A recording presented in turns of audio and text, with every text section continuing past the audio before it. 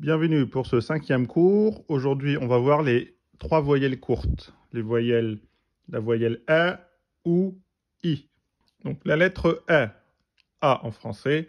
Comment on fait? Donc là, on a vu que c'était la lettre la lettre B en français. Pour dire ba, on va rajouter un petit trait au-dessus. Là, on a B plus A, ba. Hein, AI, et non pas bas, B. Pour le son OU, on a ici la lettre T, hein, on a dit un pic avec 2 points au-dessus, c'est la lettre T. Donc allez voir le troisième cours. Comment on fait? Pour lui donner le son OU, on met un petit 9 au-dessus de la lettre. La lettre T plus OU, tout. Ici, on a tout. B, tout. Ici, pour le son I, qu'est-ce qu'on fait? On met aussi un petit trait, mais au lieu de le mettre dessus, on le mettra en dessous. Et là, on a si. Cette lettre-là, c'est ce qu'on avait vu dans le 4e cours. C'est la lettre sa qui n'existe pas en français, donc c'est three en anglais. Et donc, on a dit que c'était la première lettre de l'alphabet arabe où on sortait un petit peu le bout de la langue pour donner le son. Sinon, si on ne sort pas le bout de la langue, ça va faire s et ça donnera une autre lettre. Donc, B plus A, ba, T plus OU, tout, S plus I, si. Attention, pour la hamza, donc on a vu le premier cours, on a vu la hamza, ensuite le ba, le ta, le tha. Ici, par exemple, particularité pour la hamza, pour le A, pareil, on met une petite fatha, donc ça s'appelle une fatha au-dessus du hamza. Là, on a A. Ici, on met un petit 9 et on a OU. Et ici, par contre, attention, la hamza se trouve en dessous. Pas au-dessus du alif, mais en dessous du alif quand c'est le son I. Et là, donc, on mettra la kasra en dessous. A ou I. I, on prend la hamza, on la met en dessous le alif et on met le petit signe. D'accord? On ne peut pas faire comme ça. Ça, c'est pas bon. Il faut mettre la hamza en dessous. Et en dessous la hamza, on met la voyelle. Donc, en arabe, on a 3 voyelles courtes. A ou I. A, un petit signe au-dessus de la lettre. Ou, un petit 9 au-dessus de la lettre. I, un petit trait en dessous de la lettre. Pour le hamza, on met la hamza en dessous du alif et on met la voyelle en dessous. Qu'est-ce que c'est comme voyelle ça? C'est la voyelle OU. Petit trait au-dessus, c'est la voyelle A. Petit trait en dessous du mot, c'est la voyelle I. Très simple, hein? A, I, OU. Vous regardez la lettre, vous regardez où se trouve laquelle voyelle c'est. Est-ce que c'est un petit trait ou est-ce que c'est un 9? Si c'est un petit trait, vous regardez s'il est en haut, c'est en haut de la lettre, ça sera A. S'il est en dessous de la lettre, ça sera I. Et si c'est un 9, eh ben c'est OU. Donc c'est simple, c'est pas comme en français, il n'y en a pas plusieurs. C'est A, soit I, soit OU. Par exemple, ici, j'ai la lettre B, ici la lettre B, et ici la lettre B. Donc 3 lettres. C'est 3 lettres B, une au début, au milieu et à la fin.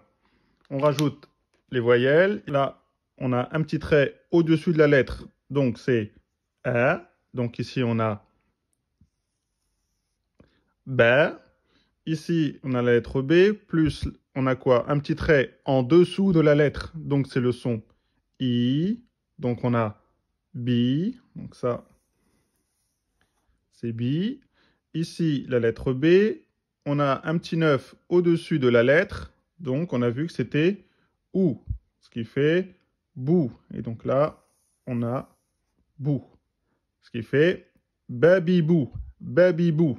Toujours en un temps. On n'a pas vu encore les prolongations, donc vous dites toujours babibou. Vous ne prolongez pas la voyelle. Donc, on va faire un petit exemple. Je vais vous écrire et vous essayez de deviner. Qu'est-ce que c'est comme lettre? Comment ça se prononce? Ça se prononce A. Pourquoi? Parce qu'on a la hamza au-dessus du alif. On a dit que du coup le alif est support, donc il ne se lit pas. La hamza ne se prononce pas. On a dit qu'on prononçait directement la voyelle.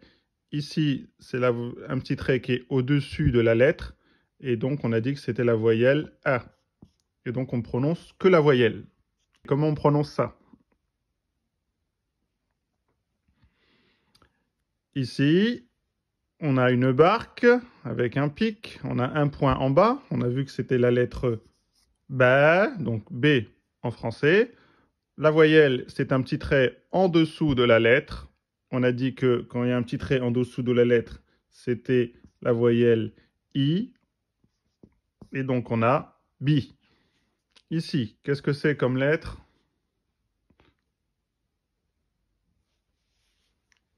Ici, on a la petite barque avec un pic, un point en bas. On a vu que c'était la lettre B. On a un petit 9 au-dessus du pic. Donc, c'est la voyelle OU. Donc, on rajoute OU, ce qui fait BOU. Ici, qu'est-ce que c'est? On a une barque avec 3 points au-dessus du pic. On a vu que c'était la lettre C. Donc, 3 en anglais. On a la voyelle, un petit trait au-dessus de la lettre, donc c'est la voyelle R, et donc on rajoute R, ce qui fait C. Ici, c'est marqué C. Là, par exemple, je vais écrire C, un pic, 3 points, C. Je vais rajouter un pic au milieu, je vais mettre un petit point, et je vais rajouter le son I, C, B. Je vais rajouter un petit pic avec 2 points au-dessus, la lettre T. Je vais rajouter un petit 9 pour lui donner le son OU. C, B, tout. Et puis, on va finir par la lettre B. Donc, on finit, donc on ferme la barque. Et puis, je vais lui mettre la voyelle I. Un petit trait en dessous, c'est I. Là, j'ai écrit C, B, to B. C, B, to B. C'est simple, hein? Et là, par exemple, si je veux, j'enlève les 3 points. J'enlève ici. Là, je peux écrire, je mets 2 points, ce qui fait ta au lieu de ça.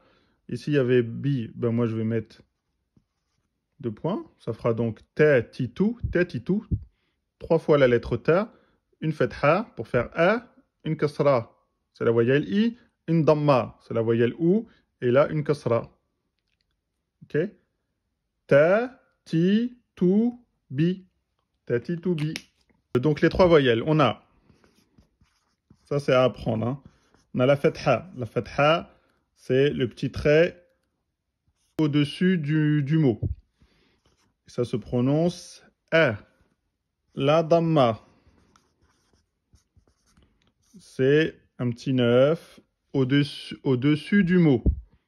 Et ça donne le son OU. La kasra, c'est quoi? C'est comme pour la fatha, sauf que le trait, vous le mettrez en bas de la lettre. Et ça donnera le son I. Là, vous avez les 3 voyelles courtes dans la langue arabe. La fatha qui donne le son A, la damma qui donne le son OU et la kasra qui donne le son I. Donc, il suffira de regarder la lettre, si c'est la lettre B par exemple. Vous regardez la voyelle, si elle est en dessous, et vous avez juste additionné. Bi, bou, ba, ta, tu, ti, a, ou, i.